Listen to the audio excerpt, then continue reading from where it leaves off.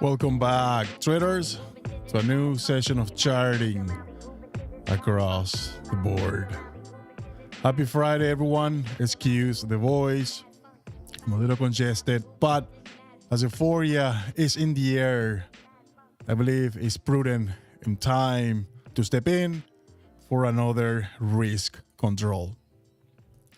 We are observing the headlines across the space where Bitcoin has reached 77 to 78,000 region. It is surprising? Not at all. Now, I would like to bring something in mind here, that is the sentiment, the approach that traders develop, or how they respond to this market action.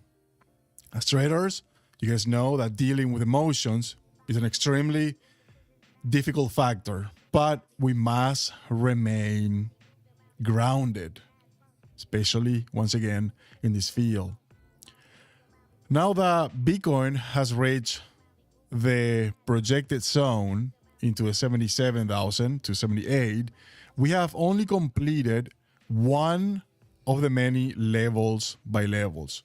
You guys know that there are different patterns within different time intervals, okay? Different chart, the 4-hour, the hourly, the daily, the weekly, and so on.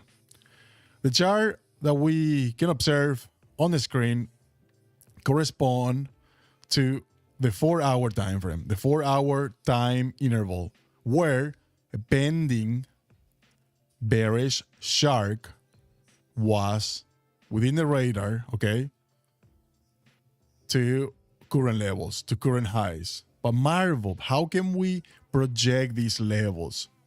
You're only coming here after the fact. Is that true? My friends, I hope at this point you already know what we do here. Technical proposition with an unbiased perspective, whether short, longs, or bulls, bears, eagles, we're all friends here, okay? We like to execute positions on the macro. Of course, we're not going to have 100% accuracy like any wheel in this business.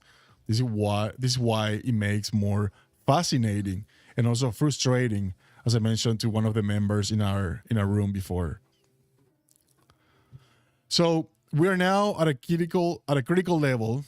A key level is what I was going to mention, that we were looking in the room, okay, from March. Again, 65,000 region, you guys already know, was a key level to go higher.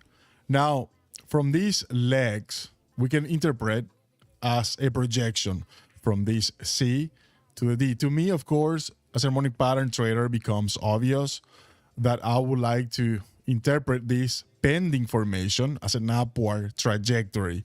However, for many, this is not very common. I know many of you use arrows, right? But if you think about it, this is also an arrow, right? From the C to the D, where we indeed capture those levels from the lows to the highs. Now that we're here, this becomes another level by level. Therefore, what occurred here at current levels after reaching the projected zone on this particular time frame we then pay attention to what may develop next. Where? On the daily time frame. You guys know that swing highs and lows are defined by new support levels or new resistance levels depending on the trend, right? If it's upwards, we find a correction, a retracement as a new support level.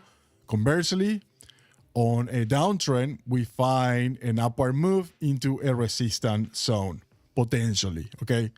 So now, you guys know on the macro, Bitcoin has been in a major decline, and every single high during this entire downtrend has resulted as a lower high than the previous high, okay? This is, once again, a technical proposition since July. I'm bringing this chart only to portray the sentiment that was presented then at those levels, at the highs, okay? We're going to go much higher to 300,000, to 150, 130s. What occurred? We rather give a nice haircut into a 64,000 or 59,800 even, okay? So again, the risk management here is key on every time interval, depending on your time horizon. You may be a day trader, a swing trader, or a long-term investor, okay? Up to you. However, the interpretation on technicals are unique and gives you a tool to define the risk, okay? When to enter, when to exit. Of course, nothing is, again, 100% accurate, but we act upon the information that we perceive, interpret in the price action.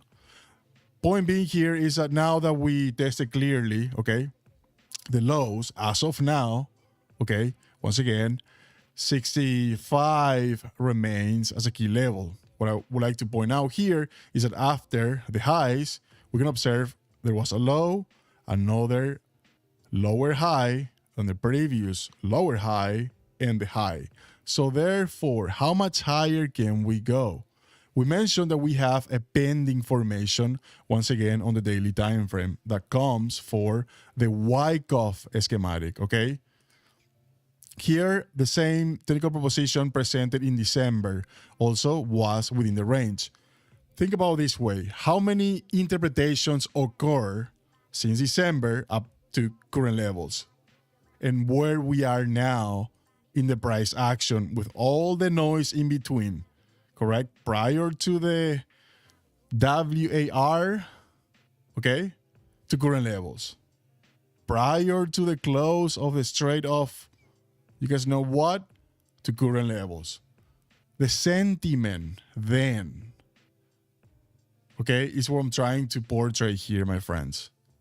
Because every time, this seems to be the same cycle. The same sentiment occurs over and over. Fear, greed, but as traders, we must approach this market with an unbiased perspective, okay?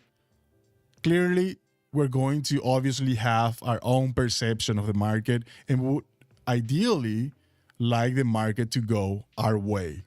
But unfortunately, the market, or mother market, as I normally call, it doesn't necessarily work in the manner or in the manner that we expect, okay? This is why risk control is extremely important. So now moving to the next chart, you guys know we were looking for this Wyckoff accumulation within this particular time frame in confluence with the main pattern here, main projection also on another time interval. This is only on the weekly. On the monthly, my friends, there is also another pattern. The gray Gartley is what I call, okay? I was debating